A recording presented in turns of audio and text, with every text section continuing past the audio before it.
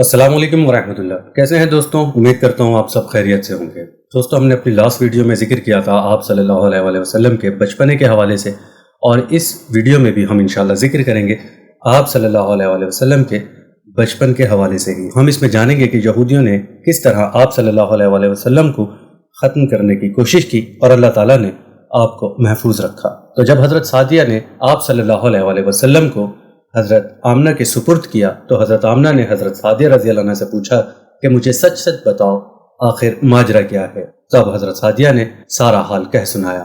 حضرت حلیمہ سعدیہ نے دراصل کئی عجیب و غریب واقعات دیکھے تھے۔ ان میں ایک واقعہ سینہ مبارک چاک کرنے والا تھا اور اس کے علاوہ بھی کئی واقعات تھے۔ حضرت حلیمہ سعدیہ رضی اللہ عنہ فرماتی ہیں، ایک مرتبہ یہودیوں کی ایک جماعت میرے پاس سے گزری۔ یہ لوگ آسمانی کتاب تورات کے ماننے کا دعویٰ کرتے تھے۔ میں نے ان سے کہا، کیا آپ لوگ میرے اس بیٹے کے بارے میں کچھ بتا سکتے ہیں؟ ساتھ ہی میں نے حضور اکرم صلی اللہ علیہ وآلہ وسلم کی پیدائش کے بارے میں انہیں تفصیلات بتائیں۔ یہودی تفصیلات سن کر آپس میں کہنے لگے، اس بچے کو قتل کر دینا چاہیے۔ یہ کہہ کر انہوں نے مجھ سے پوچھا، کیا یہ بچہ یتیم ہے؟ میں نے ان کی بات سن لی تھی کہ وہ آپ صلی اللہ علیہ وآلہ وسلم کے قتل کا ارادہ کر رہے ہیں، سو میں نے جلدی سے اپنے شوہر کی طرف اشارہ کرتے ہوئے کہا، نہیں، یہ رہے اس بچے کے والد۔ تب انہوں نے کہا، اگر یہ بچہ یتیم ہوتا تو ہم اسے ضرور قتل کر دیتے۔ یہ بات انہوں نے اس لیے کہی کہ انہوں نے پرانی کتابوں میں پڑھ رکھا تھا کہ ایک آخری نبی آنے والے ہیں، ان کا دین سارے عالم میں پھیل جائے گا، ہر طرف ان کا بول بالا ہوگا، ان کی پیدائش اور بچپن کی یہ علامات ہوں گی اور یہ کہ وہ یتیم ہوں گے۔ اب چونکہ حلیمہ سعدیہ نے ان سے یہ کہہ دیا تھا کہ یہ بچہ یتیم نہیں ہے، تو انہوں نے خیال کیا کہ یہ وہ بچہ نہیں ہے۔ اس طرح انہوں نے بچے کو قتل کرنے کا ارادہ ترک کر دیا۔ اسی طرح ان کے ساتھ یہ واقعہ پیش آیا۔ ایک مرتبہ حضرت حلیمہ آپ کو عکاس کے میلے میں لے آئیں۔ جاہلیت کے دور میں یہاں بہت مشہور میلہ لگتا تھا۔ یہ میلہ طائف اور نخلا کے درمیان میں لگتا تھا۔ عرب کے لوگ حج کرنے آتے تو شوال کا مہینہ اسی میلے میں گزارتے، کھیلتے کودتے اور اپنی بڑائیاں بیان کرتے۔ حلیمہ سعدیہ رضی اللہ عنہ بھی آپ کو میلے میں لیے گھوم رہی تھی کہ ایک کاہن کی نظر آپ پر پڑی۔ اسے آپ میں نبوت کی تمام علامات نظر آ گئیں۔ اس نے پکار کر کہا، لوگو، اس بچے کو قتل کر ڈالو۔ حضرت حلیمہ اس کاہن کی بات سن کر گھبرا گئی اور جلدی سے وہاں سے چلی گئی۔ اس طرح اللہ تعالیٰ نے حضور اکرم صلی اللہ علیہ وآلہ وسلم کی حفاظت فرمائی۔ میلے میں موجود لوگوں نے کاہن کی آواز سن کر ادھر ادھر دیکھا کہ کس بچے کو قتل کرنے کے لیے کہا گیا ہے، مگر انہیں وہاں کوئی بچہ نظر نہیں آیا۔ اب ان لوگوں نے کاہن سے پوچھا، کیا بات ہے، آپ کس بچے کو مار دینے کی بات کر رہے تھے؟ اس نے ان لوگوں کو بتایا، میں نے ابھی ایک لڑکا دیکھا ہے، معبودوں کی قسم وہ تمہارے دین کے ماننے والوں کو قتل کرے گا، تمہارے بتوں کو توڑے گا، وہ تم پر غالب آ جائے گا۔ یہ سن کر لوگ آپ کی تلاش میں ادھر ادھر دوڑے لیکن ناکام رہے۔ حلیمہ سعدیہ آپ صلی اللہ علیہ وآلہ وسلم کو لیے واپس آ رہی تھی کہ ذی الحجاز سے ان کا گزر ہوا۔ یہاں بھی میلہ لگا ہوا تھا۔ اس بازار میں ایک نجومی تھا۔ لوگ اس کے پاس اپنے بچوں کو لے کر آتے تھے اور ان کے مستقبل کے بارے میں پوچھتے تھے، ان کی قسمت کے بارے میں پوچھتے تھے، اور وہ بچوں کو دیکھ کر ان کی قسمت کا اندازہ لگاتا تھا۔ حضرت حلیمہ اس کے نزدیک سے گزری تو نجومی کی نظر حضور اکرم صلی اللہ علیہ وآلہ وسلم پر پڑی۔ نجومی کو آپ صلی اللہ علیہ وآلہ وسلم کی مہر نبوت نظر آ گئی۔ ساتھ ہی آپ صلی اللہ علیہ وآلہ وسلم کی آنکھوں کی خاص سرخی نے دیکھ لی۔ وہ چلا اٹھا، اے عرب کے لوگوں، اس لڑکے کو قتل کر دو، یہ یقیناً تمہارے دین کے ماننے والوں کو قتل کرے گا، تمہارے بتوں کو توڑ دے گا اور تم پر غالب آ جائے گا۔ یہ کہتے ہوئے وہ آپ کی طرف جھپٹا، لیکن اسی وقت پاگل ہو گیا اور اسی پاگل پن میں مر گیا۔ ایک اور واقعہ ہوا، سیرت ابن حشام میں ہے کہ حبشہ کے عیسائیوں کی ایک جماعت حضور اکرم صلی اللہ علیہ وآلہ وسلم کے پاس سے گزری۔ اس وقت آپ صلی اللہ علیہ وآلہ وسلم حضرت حلیمہ سعدیہ کے ساتھ تھے اور وہ آپ صلی اللہ علیہ وآلہ وسلم کو آپ کی والدہ کے حوالے کرنے جا رہی تھی۔ ان عیسائیوں نے آپ صلی اللہ علیہ وآلہ وسلم کے دونوں مونڈھوں یعنی دونوں کندھوں کے درمیان مہر نبوت کو دیکھا اور آپ صلی اللہ علیہ وآلہ وسلم کی آنکھوں کی سرخی کو بھی دیکھا۔ انہوں نے حلیمہ سعدیہ سے پوچھا، کیا اس بچے کی آنکھوں میں کوئی تکلیف ہے؟ انہوں نے جواب میں کہا، نہیں، کوئی تکلیف نہیں، یہ سرخی تو ان کی آنکھوں میں قدرتی ہے۔ ان عیسائیوں نے کہا، تب تو تم اس بچے کو ہمارے حوالے کر دو، ہم اسے اپنے ملک لے جائیں گے، یہ بچہ پیغمبر ہے اور بڑی شان والا ہے، ہم اس کے بارے میں سب کچھ جانتے ہیں۔ حلیمہ سعدیہ یہ سنتے ہی وہاں سے جلدی سے دور چلی گئی، یہاں تک کہ آپ صلی اللہ علیہ وآلہ وسلم کو آپ کی والدہ کے پاس پہنچا دیا۔ ان تمام واقعات میں جو سب سے اہم واقعہ ہے وہ سینہ مبارک چاک کرنے والا تھا۔ روایت سے یہ بات ثابت ہے کہ آپ صلی اللہ علیہ وآلہ وسلم کے سینہ مبارک پر سلائی کے نشانات موجود تھے، جیسا کہ آج کل ڈاکٹر آپریشن کے بعد ٹانکے وغیرہ لگاتے ہیں تو وہ نشان بعد میں سلائی کے بھی رہ جاتے ہیں۔ اس واقعے کے بعد حلیمہ سعدیہ اور ان کے خاوند نے فیصلہ کیا کہ اب بچے کو اپنے پاس نہیں رکھنا چاہیے۔ حضرت حلیمہ سعدیہ نے آپ صلی اللہ علیہ وآلہ وسلم کو حضرت آمنہ کے حوالے کیا۔ اس وقت آپ صلی اللہ علیہ وآلہ وسلم کی عمر 4 سال تھی۔ ایک روایت یہ ملتی ہے کہ اس وقت آپ کی عمر شریف 5 سال تھی۔ ایک تیسری روایت کے مطابق آپ کی عمر اس وقت 6 سال تھی۔ جب حلیمہ سعدیہ نے آپ صلی اللہ علیہ وآلہ وسلم کو حضرت آمنہ کے حوالے کیا تو اس کے کچھ دنوں بعد حضرت آمنہ انتقال کر گئیں۔ والدہ کا سایہ بھی سر سے اٹھ گیا۔ حضرت آمنہ کی وفات مکہ اور مدینہ کے درمیان ابوا کے مقام پر ہوئی۔ آپ کی تدفین یہیں کر دی گئی۔ ہوا یہ کہ آپ صلی اللہ علیہ وآلہ وسلم کی والدہ آپ صلی اللہ علیہ وآلہ وسلم کو لے کر اپنے میکے مدینہ منورہ گئیں۔ آپ صلی اللہ علیہ وآلہ وسلم کے ساتھ ام ایمن بھی تھی۔ ام ایمن کہتی ہیں ایک دن مدینہ کے 2 یہودی میرے پاس آئے اور بولے ذرا محمد کو ہمارے سامنے لاؤ، ہم انہیں دیکھنا چاہتے ہیں۔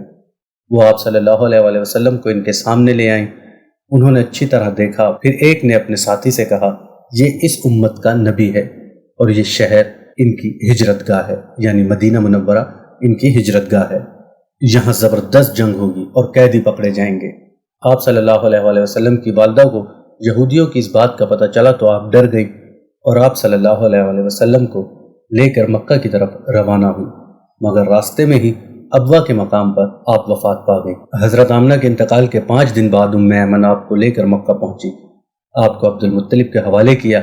آپ کے یتیم ہو جانے کا انہیں اتنا صدمہ تھا کہ بیٹے کی وفات پر بھی اتنا صدمہ نہ ہوا تھا۔ عبد المطلب کے لیے کعبے کے سائے میں ایک قالین بچھایا جاتا تھا، وہ اس پر بیٹھا کرتے تھے۔ ان کا احترام اس قدر تھا کہ کوئی اور اس قالین پر نہیں بیٹھتا تھا، چنانچہ ان کے بیٹے اور قریش کے سردار اس قالین کے چاروں طرف بیٹھتے تھے، لیکن رسول صلی اللہ علیہ وآلہ وسلم وہاں تشریف لاتے تو سیدھے قالین پر جا بیٹھتے۔ اس وقت آپ ایک تندرست لڑکے تھے۔ آپ کی عمر مبارک 9 سال کے قریب ہو چلی تھی۔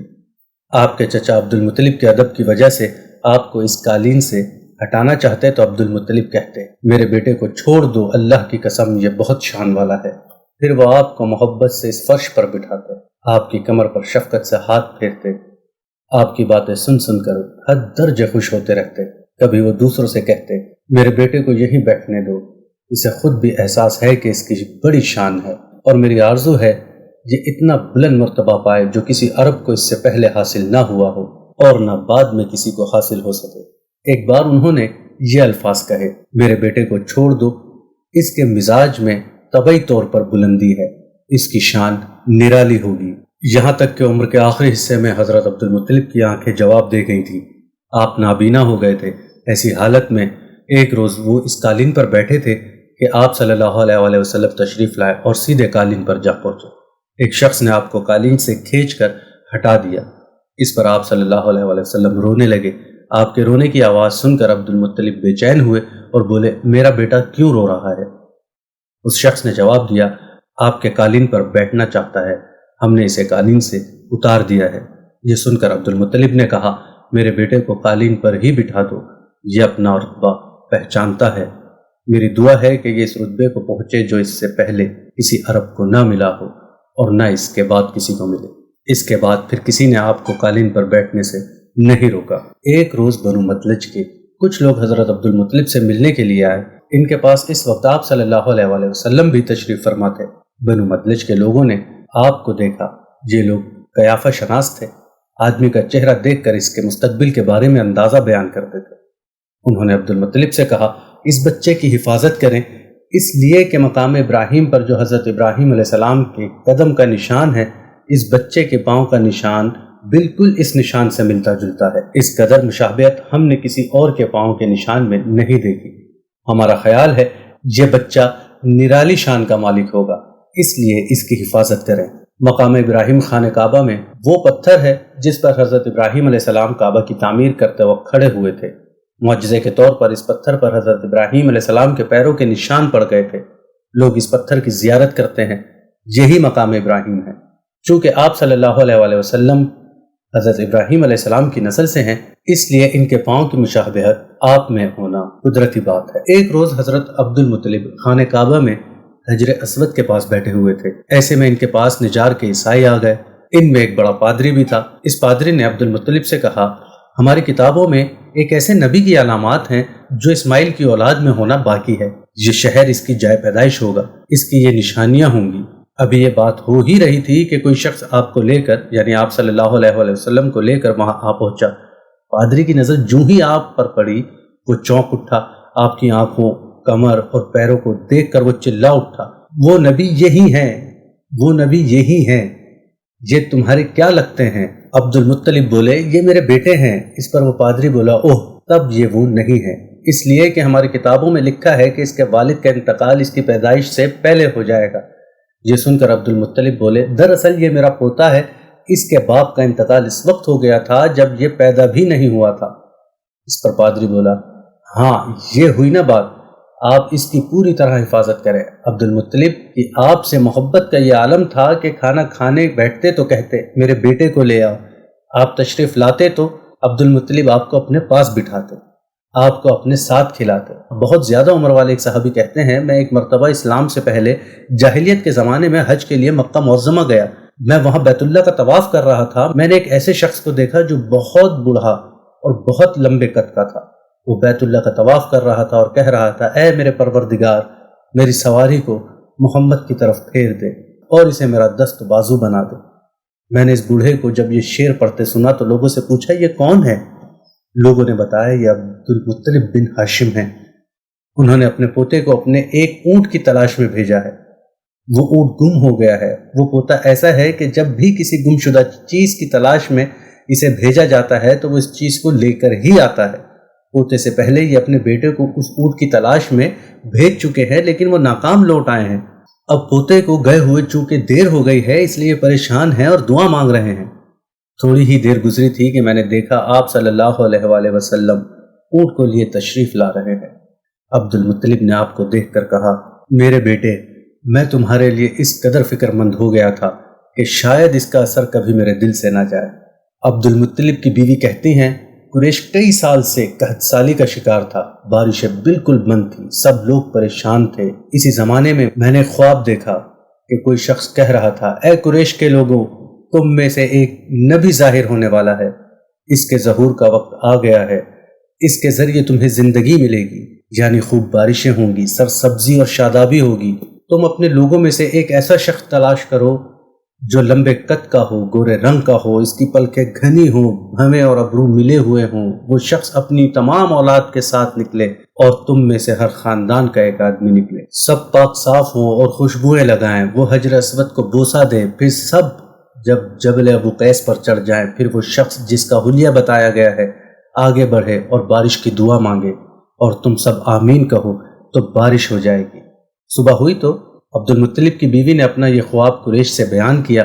انہوں نے ان نشانیوں کو تلاش کیا تو سب کی سب نشانیاں انہیں عبد المطلب میں مل گئیں۔ چنانچہ سب ان کے پاس جمع ہوئے، ہر خاندان سے ایک ایک آدمی آیا، ان سب نے شرائط پوری کی۔ اس کے بعد سب ابو قیس پہاڑ پر چڑھ گئے۔ ان میں نبی کریم صلی اللہ علیہ وآلہ وسلم بھی تھے۔ آپ صلی اللہ علیہ وآلہ وسلم اس وقت 9 عمر تھے۔ پھر عبد المطلب آگے بڑھے اور انہوں نے یوں دعا کی، اے اللہ، یہ سب تیرے غلام ہیں، تیرے غلاموں کی اولادیں ہیں، تیری باندیاں ہیں اور تیری باندیوں کی اولاد ہیں۔ ہم پر جو برا وقت آ پڑا ہے تو دیکھ رہا ہے، ہم قحط سالی کا شکار ہیں۔ اب اونٹ، گائے، گھوڑے، خچر اور گدھے سب کچھ ختم ہو چکے ہیں اور جانوں پر بنائی ہے، اس لیے ہماری یہ خشک سالی ختم فرما دے، ہمیں زندگی اور سرسبزی اور شادابی عطا فرما دے۔ ابھی یہ دعا مانگ ہی رہے تھے کہ بارش شروع ہو گئی، وادیاں پانی سے بھر گئی، لیکن اس بارش میں ایک بہت عجیب بات ہوئی، اور وہ عجیب بات یہ تھی کہ قریش کو یہ سرابی ضرور حاصل ہوئی، مگر یہ بارش قبیلے قیس اور قبیلے مضر کی قریبی بستیوں میں بالکل نہ ہوئی۔ اب لوگ بہت حیران ہوئے کہ یہ کیا بات ہے، ایک قبیلے پر بارش اور آس پاس کے سب قبیلے بارش سے محروم۔ تمام قبیلوں کے سردار جمع ہوئے، اس سلسلے میں بات چیت شروع کی۔ ایک سردار نے کہا، ہم زبردست قحط اور خشک سالی کا شکار ہیں، جبکہ قریش کو اللہ نے بارش عطا کی ہے اور یہ عبد المطلب کی وجہ سے ہوا ہے، اس لیے ہم سب ان کے پاس چلتے ہیں اور اگر وہ ہمارے لیے دعا کر دیں تو شاید اللہ ہمیں بھی بارش دے دے۔ یہ مشورہ سب کو پسند آیا، چنانچہ یہ لوگ مکہ معظمہ میں آئے اور عبد المطلب سے ملے، انہیں سلام کیا، پھر ان سے کہا، اے عبد المطلب، ہم کئی سال سے خشک سالی کا شکار ہیں، ہمیں آپ کی برکت کے بارے میں معلوم ہوا ہے، اس لیے مہربانی فرما کر آپ ہمارے لیے بھی دعا کریں۔ اس لیے کہ اللہ نے آپ کی دعا سے قریش کو بارش عطا کی ہے۔ ان کی بات سن کر عبد المطلب نے کہا اچھی بات ہے، میں کل میدان عرفات میں آپ لوگوں کے لیے بھی دعا کروں گا۔ دوسرے دن صبح سویرے عبد المطلب میدان عرفات کی طرف روانہ ہوئے۔